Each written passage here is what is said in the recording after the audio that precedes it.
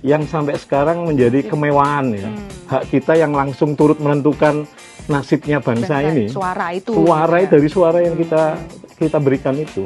Dari angka 77% ini sebenarnya menunjukkan bahwa ya rakyat itu dalam benaknya berpikir bahwa yang namanya pilkada memilih kepala daerah itu ya dipilih langsung oleh rakyat. Pada titik tertentu publik pasti merekam ya apa yang dilakukan partai ketika suara publik ini diabaikan.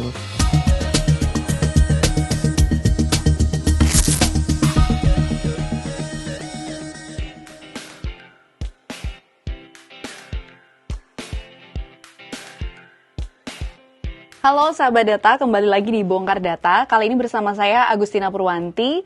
Dan saat ini kita akan membincangkan tentang suatu isu yang sempat ramai tapi tenggelam. Tapi sekarang mulai ramai lagi diperbincangkan oleh publik, yaitu pilkada oleh DPRD. Tapi tentu saya tidak sendiri. Bersama saya sudah ada peneliti Litbang Kompas, ada Mas Yohan Wahyu. Halo Mas. Halo Tina. Gimana kabarnya? Alhamdulillah baik. Alhamdulillah baik. Selain Mas Yohan, sudah ada juga Mas Tiar, peneliti juga dari Litbang Kompas. Halo Mas Tiar. Halo Tina. Nah, mungkin aku mau ke Mas Yohan dulu ya. Mas, ini kan kita sama-sama tahu Indonesia sekarang setelah berbagai isu yang kita lewati, kita sekarang rame-rame membicarakan soal pilkada yang ada wacana mau dipilih oleh DPRD. Ini kan sebenarnya bukan isu baru ya Mas, apalagi Kompas sudah berkali-kali menulis bahwa ini adalah wacana-wacana yang dulu pernah ada, kemudian tenggelam, dan sekarang ada lagi. Nah ini kira-kira apa yang terjadi Mas, dan sebenarnya kenapa sih isu ini bisa muncul lagi dan rame lagi gitu? Iya, kalau kita lihat mundur ke belakang, ini bisa dibaca siklus 10 tahunan ya. Terakhir kan 2014 ada upaya mengembalikan mekanisme pilkada dari langsung menuju DPRD. Itu kan bahkan sudah ada disepakati di sidang paripurna DPR waktu itu akhir September 2014, tapi gejolak publik saat itu kan resisten, menolak gitu ya. Pada akhirnya kemudian Pak SBY di era periode masa-masa akhirnya itu mengeluarkan Perpu 1 2014 yang mengembalikan merevisi Undang-Undang 22 2014 itu yang isinya mengubah pilkada langsung menjadi DPRD, di Perpu itu dibalikin lagi ke pilkada langsung. Dan itu disepakati ya hampir semua partai. Perpu itu kan kemudian disahkan menjadi undang-undang yang kemudian berlaku sampai sekarang gitu ya. Artinya ketika hari ini setelah 10 tahun, satu dekade berjalan, wacana itu muncul kembali. Nah, menjadi pertanyaan inkonsistensi daripada elit politik untuk kemudian membuka wacana kembali terkait pilkada kembali ke dipilih DPRD. Jadi ini kita baca ya, padahal kalau kita kembali pertimbangan-pertimbangan mereka kenapa setuju dipilih langsung, artinya kan apa yang sekarang menjadi argumentasi mereka mestinya terjawab di 10 tahun yang lalu gitu loh. Nggak perlu dibuka kembali. Harusnya kegalauan itu sudah selesai 10 tahun kegalauan lalu. itu kemudian kekhawatiran dan keresahan yang dianggap jadi efek samping pilkada itu sudah selesai. Kalau kita lihat ini kan sejak 2005 ya. Jadi hampir 2 dekade. Berarti benar, siklusnya 10 tahunan tadi benar. 10 tahunan itu sudah berjalan kita. Dan benar. sudah menjadi default gitu ya. Orang ketika pilkada itu milih langsung. Bayangkan pilkada itu kan milih langsung. Itu kan satu-satunya hak publik yang sampai sekarang menjadi kemewahan ya. Hak kita yang langsung turut menentukan nasibnya bangsa ini. Suara itu. Suara dari suara yang kita berikan itu. Jadi saya sih melihat itu aspek historis ya.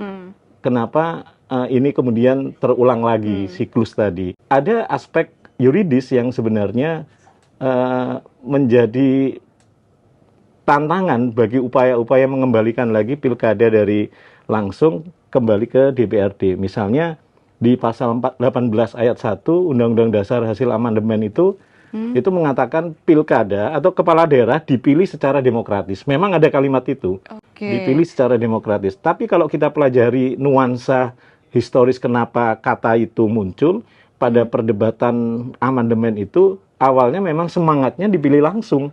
Oh. Tapi misalnya ada beberapa wilayah yang tidak dipilih langsung ya, misalnya Jogja. Akhirnya kalimat dipilih secara demokratis itu menjadi jalan tengah gitu loh. Nah, itu pertama, aspek yuridis pertama. Aspek yuridis kedua, di pasal 22E ayat 4 misalnya menyebutkan pemilu itu dilaksanakan secara langsung, umum, bebas, rahasia, jujur dan adil. Ada kata langsung di situ. Nah, ini dua aspek itu. Aspek terakhir itu putusan MK nomor 110 2025 yang mengatakan pilkada itu adalah pemilu. Pemilihan umum. Pilkada itu masuk rejim pemilu. Nah, kalau masuk rejim pemilu, berlaku pasal 22E yang mengatakan pemilu itu dipilih langsung. Nah, pilkada masuk rejim pemilu. Ya, pilkada dipilih langsung. Nah, dari aspek yuridis itu yang menjadi tantangan upaya-upaya elit saat ini ya. Bagaimana mereka menjelaskan ke publik dengan aspek yuridis dan historis. Aspek ketiga politis. Bayangkan di pilkada itu selain calon yang diusung partai, kan ada calon perseorangan. Independen, yes. Nah, bagaimana mekanismenya ketika dibalikin ke DPRD? Kan mencabut hak orang untuk menjadi kontestan itu dari jalur perseorangan. Meskipun kita tahu selama ini jalur perseorangan tingkat kompetisinya memang masih di bawah tingkat kompetitifnya di bawah calon-calon yang diusung oleh partai politik. Tapi itu kan tidak hanya menghilangkan hak pemilih untuk memilih langsung, tapi hak orang untuk menjadi kontestan dari jalur perseorangan. Dan itu hanya di pilkada. Gitu.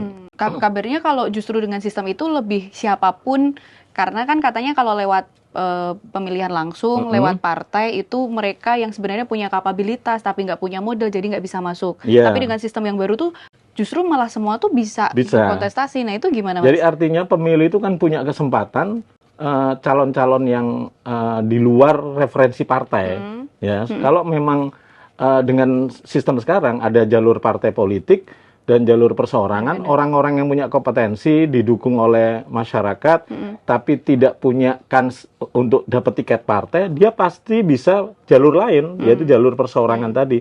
Artinya apa? Itu kan menguntungkan pemilih, punya banyak calon, sehingga mereka punya referensi calon-calon pemimpin tidak hanya yang diusung oleh partai. Gitu.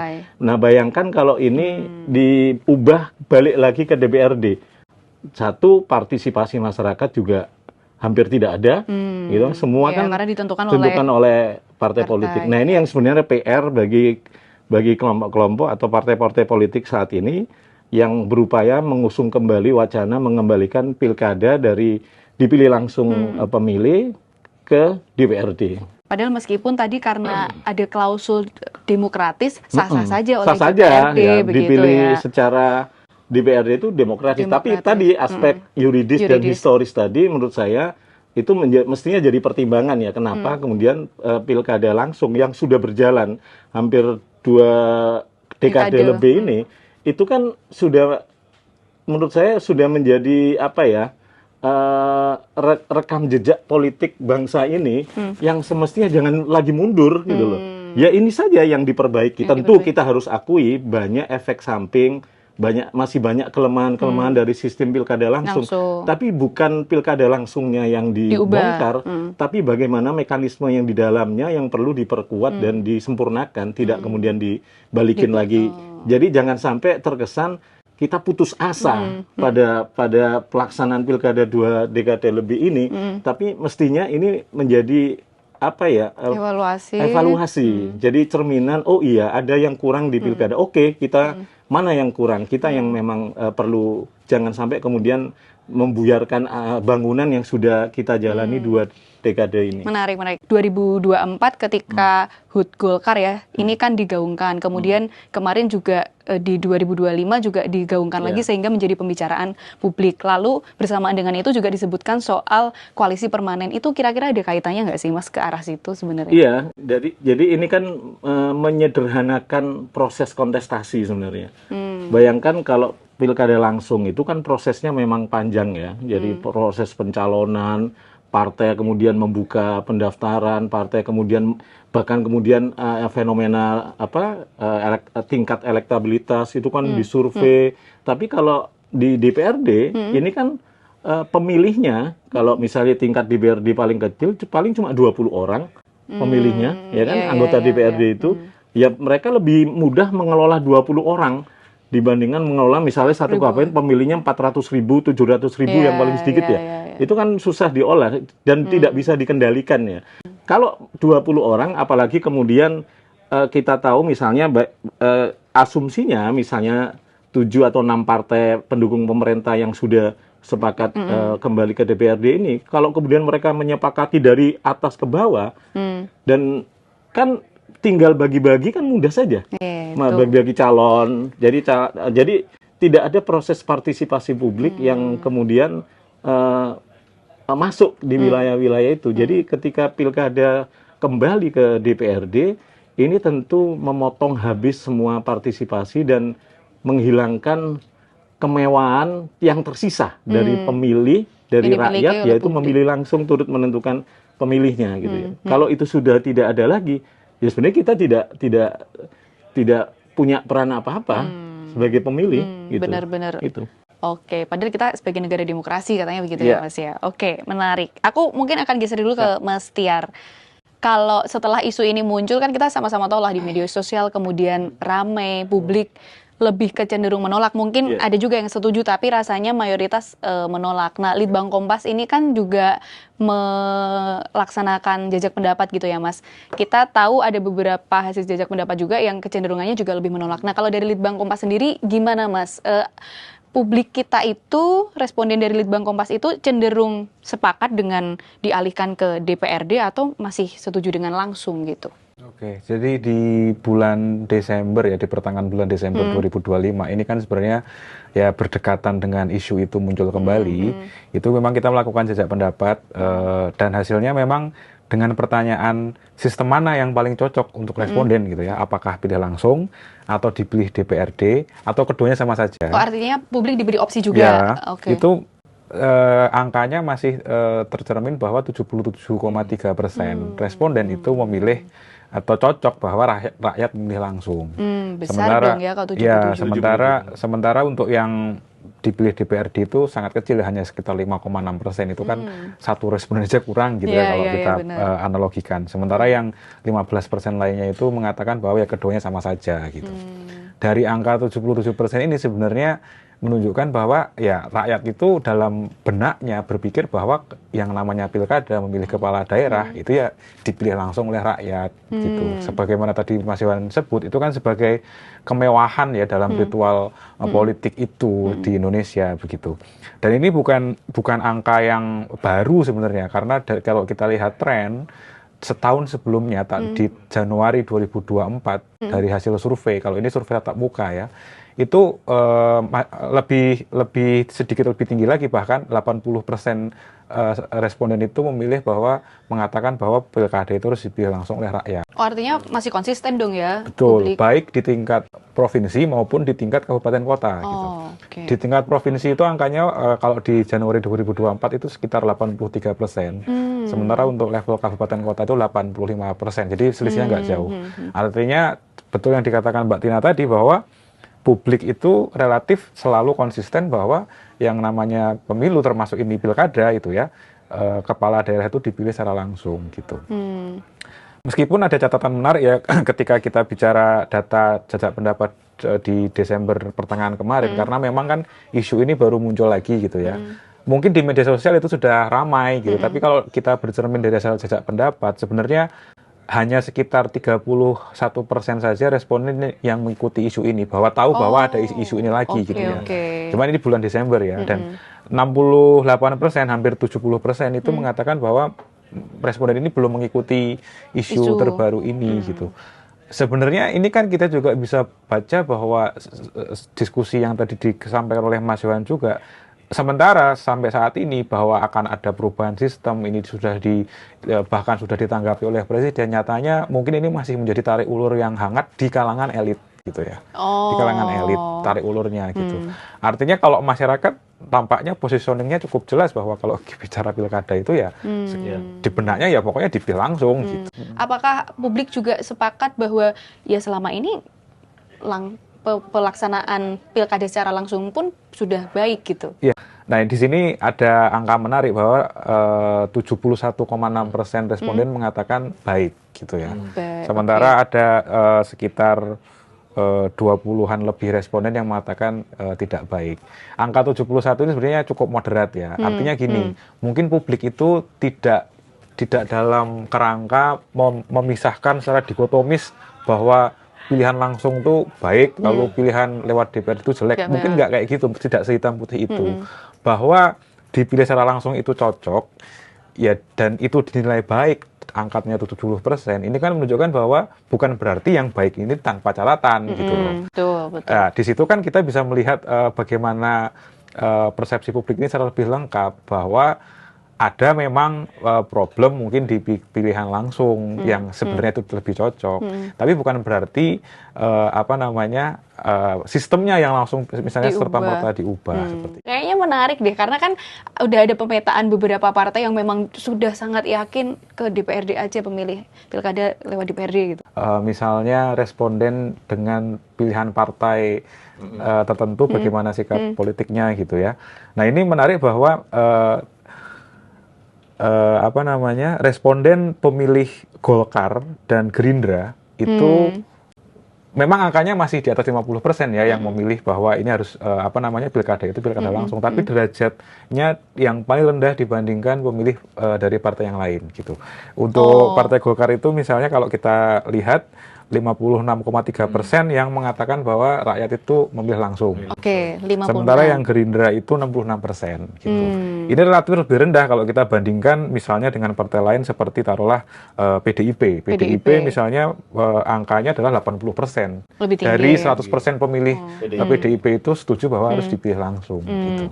Artinya menarik bahwa ya ada ya ternyata publik ini juga bagaimana pilihan partainya, preferensi politiknya itu menentukan bagaimana cara pandang dia terhadap bagaimana wacana-wacana yang dimunculkan oleh partai-partai di kalangan elit ini. Cukup ngikutin agenda partai yang dia pilih berarti ya, meskipun secara bisa dibilang lebih besar juga gitu. Ya, kalau kita lihat angkanya tetap menghendaki. Menarik. Gimana Mas Yohan melihat itu? Elit politik atau partai-partai yang saat ini sedang mengupayakan menarik kembali mekanisme pilkada dari langsung kembali ke DPRD, selain dihadapkan pada soal aspek yuridis yang saya sebutkan tadi, yang kedua aspek historis, yang ketiga ini yang sebenarnya juga harus menjadi tantangan mereka, dukungan publik. Publik kan dukung pilkada langsung, bahkan tadi Mas Tiar menjelaskan per partai. Dari semua latar belakang pilihan partai, hampir ya paling nggak di atas 50%, bahkan PDIP 80% itu menolak pilkada lewat DPRD. Artinya mereka lebih setuju pilkada langsung. Nah, Tina, menjadi menarik. Partai itu, aspirasi partai itu berdasarkan aspirasi siapa? Itu, kan partai itu dibentuk salah satu fungsinya mengagregasi kepentingan rakyatnya, terutama pemilihnya. Ya. Nah, survei ini bukan asumsi loh ya, ini hasil riset. Itu menjelaskan bahwa pemilihnya itu lebih ingin tetap langsung.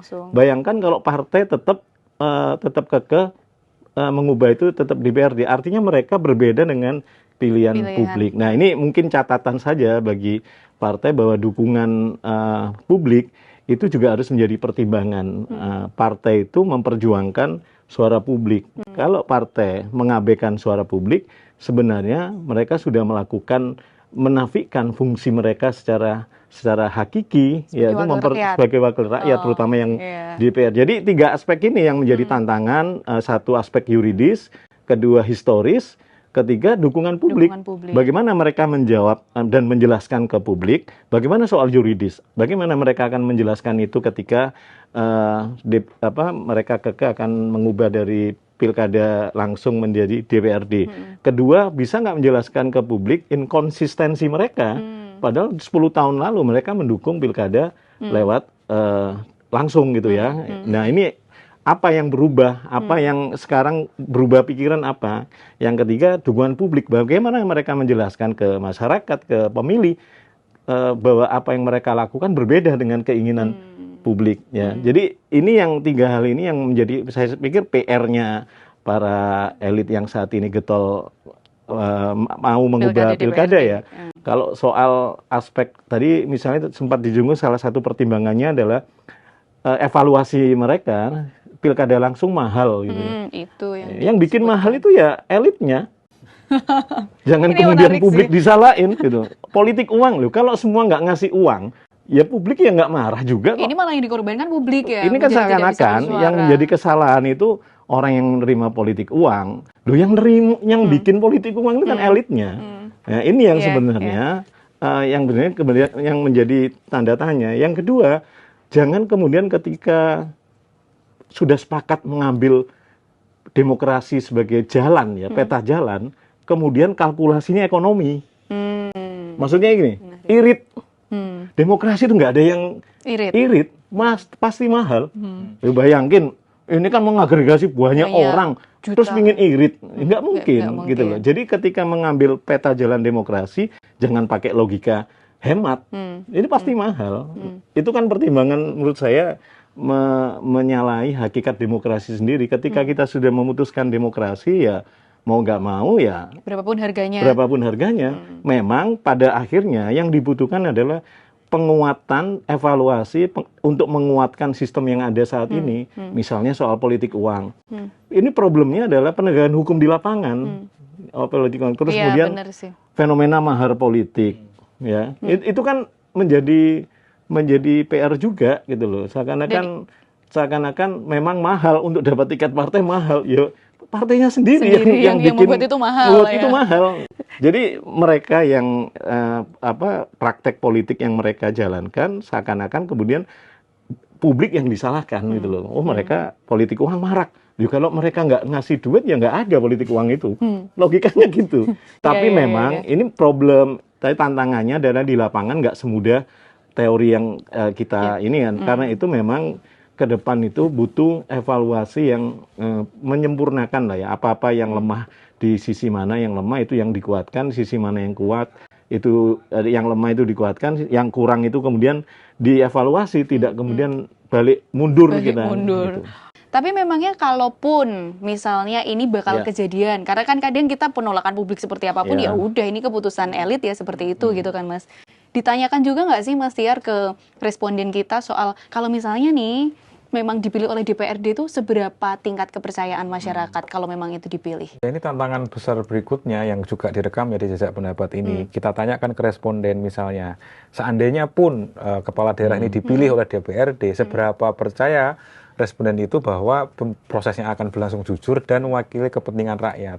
Hanya 19% yang percaya gitu. Rendah. Sementara 78% yang lain tuh nggak percaya gitu. Dengan Jadi kan bilang nggak percaya. Konsisten publiknya. Konsisten bahwa ya ini tantangan besarnya juga kan. Poinnya bahwa lah kalaupun dipilih sama DPR lah respondennya atau publik kita juga nggak percaya gitu loh bahwa tadi kepentingan rakyat yang diutamakan gitu. Artinya toh seandainya itu nanti misalnya dilaksanakan mundur tadi kata Mas Yohan, tantangan besarnya itu juga akan hadir gitu loh. Dan itu secara ya walaupun itu tetap kita bisa bilang demokratis gitu ya, cuman kan secara substansial memang partisipasinya berkurang. Padahal kalau kita bicara partisipasi, alasan responden itu memilih lebih cocok yang langsung itu karena memang mereka 35% itu mengatakan poinnya adalah demokrasi dan partisipasi. Karena memilih dengan langsung itu adalah wujud dari demokrasi itu sendiri. Iya, gitu dari ya. partisipasi langsung itu gitu. Yang tanpa sering tidak dibahas oleh publik adalah di pilkada itu proses rekrutmen politik gitu loh ya. Orang yang bukan kader partai tapi karena misalnya ini salah satu contoh efek samping ya dalam quote unquote gitu ya. Orang yang tidak pernah masuk partai di situ tapi karena punya modal besar dia bisa jadi calon padahal bukan kader partai itu. Karena apa? Di undang-undang tidak mensyaratkan calon kepala daerah itu anggota partai yang ngusung, gitu loh. Bayangkan kalau di undang-undang pilkada itu ada syarat itu, Tina. Jadi pasangan calon di pilkada yang diusung partai tertentu adalah kader dari partai pengusung itu minimal 5 tahun misalnya. Oh, itu nggak kan ada ya? Nggak ada. Ya, Iya itu kan sih. memaksa partai menyiapkan 5 tahun lagi, ya, calon bupati, calon wali kota, gubernur adalah dari partaiku. Kan sekarang putusan MK sudah turun kan, ambang batas pencalonan Iya, gitu loh iya, ya. iya. Tidak lagi 20 sama 25% kan. Itu kan kesempatan partai-partai untuk kemudian mengusung kadernya sendiri. Kan udah turun, nggak perlu berkoalisi untuk partai-partai yang sudah Iya, punya iya, suara iya. lebih dari 6% misalnya ya. Ngusung kadernya sendiri Peluang aja. untuk mereka sangat terbuka lebar Sangat juga terbuka. sebenarnya ya. Itu tapi memang diregulasi nggak ada gitu loh. Nah, itu kan salah satu contoh saja. Lebih baik memperkuat proses mekanisme Rekrutmen. pilkada langsungnya itu menurut saya ya. Sembari juga memperkuat fungsi-fungsi kepartean, salah satunya tadi kaderisasi partai. Sekarang kan enggak, banyak fenomena orang Entah bukan siapa. kader partai tapi karena kapitalnya kuat, Besar. kemudian dapat tiket nyalon gitu ya. Kalau menang sih alhamdulillah kalah Kalah lagi. pula. Iya. Nah, ini kan fenomena yang sebenarnya ada di balik fenomena ini yang sebenarnya menjadi isu urgen untuk penguatan kelembagaan partai itu seringkali tidak tersentuh gitu ya. Yang disentuh adalah langsung dan DPRD-nya. Padahal ada yang Ekstrimnya hulunya ya. itu menjadi hulu problem itu. Kalau itu kemudian jadi rujukan untuk dibahas, itu saya pikir kan ini hilir aja pilkada itu. Hulunya itu partai. Kalau itu ada misalnya itu bayangan saya ada syarat bahwa yang diusung kepala daerah itu harus anggota partai itu minimal durasinya. Jadi tidak sekedar anggota partai, ada durasinya. Biar apa? Untuk memaksa dia diuji loyalitas dia untuk kerja untuk partai itu gitu. Jadi mestinya calon-calon pemimpin itu memang orang partai mestinya. Tapi bukan yang 2 hari baru bergabung lalu bisa dicalonkan. Ya, itu maksudnya. Sekarang kan nggak ada aturan itu bebas. Tina hari ini belum menjadi partai, besok ada pilkada di daerahnya nyalon bisa. Ya. Padahal nggak pernah berkeringat untuk partai itu. Iya. Menarik sih. Iya. Itu kan tadi harapan atau suara Iya. dan mungkin evaluasi dari Mas Yohan. Kalau dari jejak pendapat juga ketangkap juga nggak sih Mas? Karena kan publik kan masih berharap langsung, tapi kita sama-sama mengakui bahwa masih ada banyak catatan. Nah, kalau publik punya usulan apa untuk kira-kira perbaikannya? Ya sebenarnya senada ya dengan apa yang diungkapkan oleh Mas Yohan tadi. Yang pertama memang problem utamanya itu masih yang disorot oleh publik itu tetap politik uang gitu ya. Dan ini 43% responden itu setuju bahwa itu menjadi masalah yang paling mendesak untuk diperbaiki gitu. Okay. Artinya kan bukan soal bagaimana sistem ini berjalan, tapi ketika pilkada ini berjalan, itu memastikan bahwa politik uang ini akan dikurangi gitu, akan diperbaiki. Lalu yang kedua juga sebagaimana yang dikatakan Mas Yohan tadi, kalau publik mungkin membahasakannya lebih sederhana bahwa memperketat aturan calon gitu. Itu menjadi problem kedua yang diperbaiki gitu. Artinya bagaimana seorang calon itu naik atau mengajukan diri itu juga menjadi problem yang harus diperbaiki ya, dilihat oleh publik begitu. Lalu yang berikutnya ya soal transparansi juga gitu. Artinya kembali lagi sebenarnya ini kan juga bukan barang baru ya dalam proses pilkada gitu. Dan seperti yang dikatakan Mas Yohan tadi, mungkin publik berharapnya ya kalau problemnya di situ yang diselesaikan itu gitu. Bukan salah obat gitu ya. Publik kita lebih rasional sebenarnya Mas ya. Sangat dan konsisten gitu. Nah, tapi kan itu tadi bagaimana itu akan terjadi atau itu akan diperbaiki. Nah, inilah yang jadi tantangan di pilkada ke depan gitu. Artinya mungkin bukan saatnya atau bagi publik ya dalam benaknya publik itu ya bukan saatnya membicarakan pilkada itu langsung atau dipilih DPR itu bukan poinnya gitu loh. Karena di benaknya yang pertama tadi udah jelas bahwa pemilu atau pilkada itu ya langsung. Gitu. Tapi bagaimana problem-problem yang menyertai dalam pilkada ini terkait politik uang, bagaimana calon itu maju menjadi kandidat, nah itu yang lebih urgent oleh publik untuk diperbaiki. Gitu. PR-nya di situ ya. Menarik. Tapi mungkin terakhir deh aku mau nanya. Ya, Mas Yohan mungkin Mas Tia nanti juga bisa menjawab. Kalau ini kan sebenarnya tadi siklus agak balik ke awal siklus 10 tahunan. Tapi siklus 10 tahunan itu 10 tahun yang lalu kita punya pengalaman ini bahkan udah disahkan kan Mas. Terus tiba-tiba ada perpu bahwa oke, kita kembali lagi ke langsung karena desakan publik. Nah, ini kan sebenarnya desakan publik juga ada jejak pendapat di mana-mana hasilnya hampir mirip dengan Litbang Kompas. Kira-kira nih Mas, akan ada seperti itu juga nggak? Atau kayaknya susah nih orang partai-partai yang udah ada di parlemen semua udah sepakat, gimana menurut pandangan Mas Yohan? Nah, ini yang sebenarnya kita tentu tidak bisa memastikan ya apa yang terjadi 10 tahun lalu, situasi politiknya mungkin tidak sama meskipun ritmenya sama gitu ya. Publik kan menolak. Ini yang ya kita berharap dan apa ya, elit politik apalagi kan PDI salah satu partai sudah sejak awal konsisten menolak.